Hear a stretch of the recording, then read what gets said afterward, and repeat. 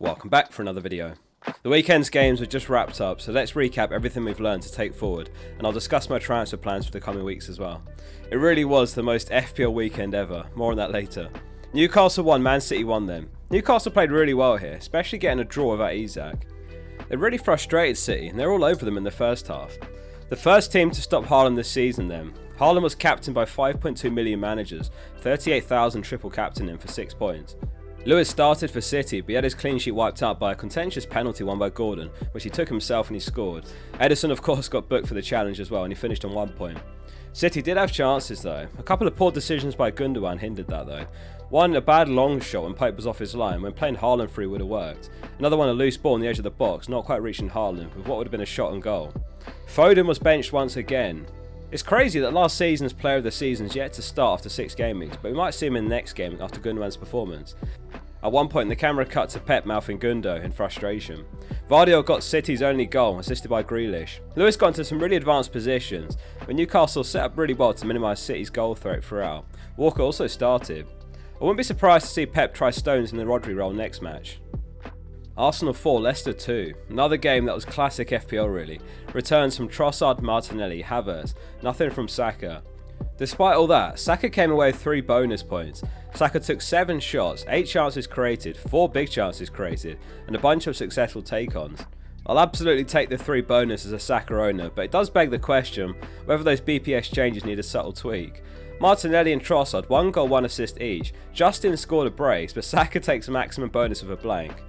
After the final recalculation, he may or may not drop out a bonus obviously. So yeah, Justin scored a brace. I'd avoid him in FPL still, but that second goal was absolutely class. It was a curling volley past Raya. Arsenal deserve winners though, with 4.62 expected goals, the highest of the weekend, conceding twice from 0.32 XGC. Hilariously, Justin activated his wildcard in FPL this week, and he went with double Arsenal defence against his own team, and of course his 2 goals were the ones that wiped the clean sheet. But on top of that, he benched himself in his own FPL team. I wonder how he's feeling about that one, having lost anyway. At least he picked Palmer over Saka in his wildcard. A frustrating result for Arsenal defence owners, which is most of us, but keep faith, they will come good long term. So Chelsea 4, Brighton 2. Chelsea ripped Brighton's high line apart. Van Dijk missed out as well, which saw Webster get his first start of the season, though he was off at 56 minutes, made a massive mistake for one of the goals. João Pedro not in the squad for Brighton. It was the Palmer show. By 30 minutes in he had a hat-trick already. By 41 minutes he had 4 goals. Absolute rank kill if you didn't have him at 40% ownership, myself included. The third goal for the hat-trick was a ridiculous free kick top corner. Now if you don't have him, what's your plan? This might be an unpopular take, but I've got no plans to buy him for a while yet. It's Forest home next game week, which isn't bad, but then it's Liverpool, Newcastle, Man United and Arsenal. Game week 12 to me looks like the opportune entry point now. Saka to Palmer feels a bit like points chasing, especially when Saka's home to Southampton himself. Gonna need to find a way to move some money around, because although Saka hits a few tougher games as well, after that Arsenal got amazing fixtures long term, so the aim is probably to get towards Palmer, Saka and Haaland all together. 3.03 expected goal involvement by Palmer against Brighton, which was the highest by a mile by an individual player. And now he's just 4 points behind Haaland with 6 goals, 4 assists this season in 6 games. Well played if you had him.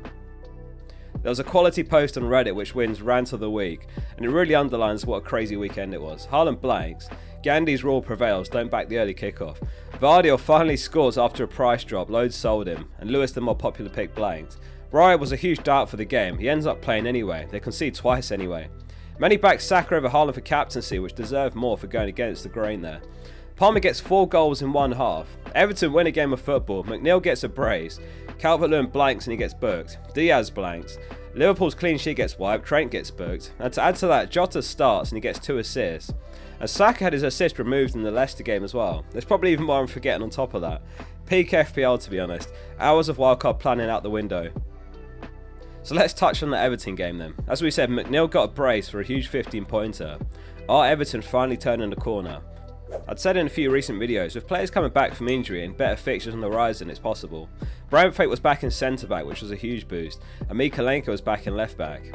A blank from Eze again though. Gueye got their only goal, which was assisted by Lacroix, who are basically both in no teams. Palace's fixtures are pretty decent after Game Week 7, and Gueye has dropped to 4.4 mil, so it could be one to consider if you need a cheap defender. Mikalenko as well, 4.3 mil, nice fixtures ahead. Wolves 1, Liverpool 2. Liverpool moved top of the Premier League table. Jota with 2 assists. Salah didn't have a great game, but he scored from the penalty spot and he snatched all 3 bonus. A defensive blunder from Konate, or perhaps partly Alisson not coming out to collect the ball, which saw the ball spill into the box, which Aït-Nouri scored. Perhaps another cheap defender to consider for 4.4 mil, and they've got turning fixtures as well. Liverpool registered 2.54 expected goals that game. Now, if you've got Salah, I can definitely understand the temptation to move to Palmer. This one makes a bit more sense given the 2 mil or so saving. And on top of that, their fixtures are pretty comparable. Liverpool have got Palace away, Chelsea home, Arsenal away, Brighton home. Chelsea have got Forest home, Liverpool away, Newcastle home, Man United away. Ipswich 2, Aston Villa 2. A brace from 5.5 mil forward Delap, which puts him on 3 goals and 6 now, scoring in back-to-back home games as well. If you're really tight for money, he looks like a pretty good enabler, with a decent block of 4 fixtures as well. He's got West Ham, Everton, Brentford and Leicester. Rodgers' open proceedings, he was glued to many benches, especially among wildcard teams. Watkins scored the other goal. Davis was extremely involved and he's unlucky not to come away with an assist at least. He created a big chance with Delap at one point, which was met with an equally good save from Martinez. 3 big chances created by Davis in total. He reminds me of Doughty at Luton, not just positionally wise, but so much attacking threat, but there's that really low chance of clean sheets, so there's going to be lots of 1 and 2 pointers. He's on corners and some set pieces. So Villa are home to Man United next, which could be a decisive match for Ten Hag. To round the weekend off, Spurs beat Man United 3-0 away. To add to the chaos of Gameweek 6 as well, Bruno red card in the first half, which saw him finish on -2 points. Spurs were all over them, even before the red card to be honest.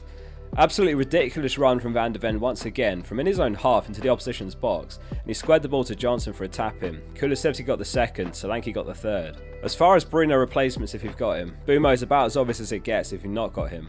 I'd avoid Luis Diaz now. Maddison I think is a good pick, a bit cheaper as well, or if you want to free up more money for another move then you could go for McNeil.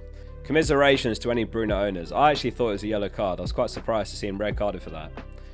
I was chatting to FPL HM over the weekend, known as Harry. He's involved in the Expert series, and he basically shared a graph which offers some reassurance if you've had a slow start, or if you were caught by some of the bad luck in Gameweek 6.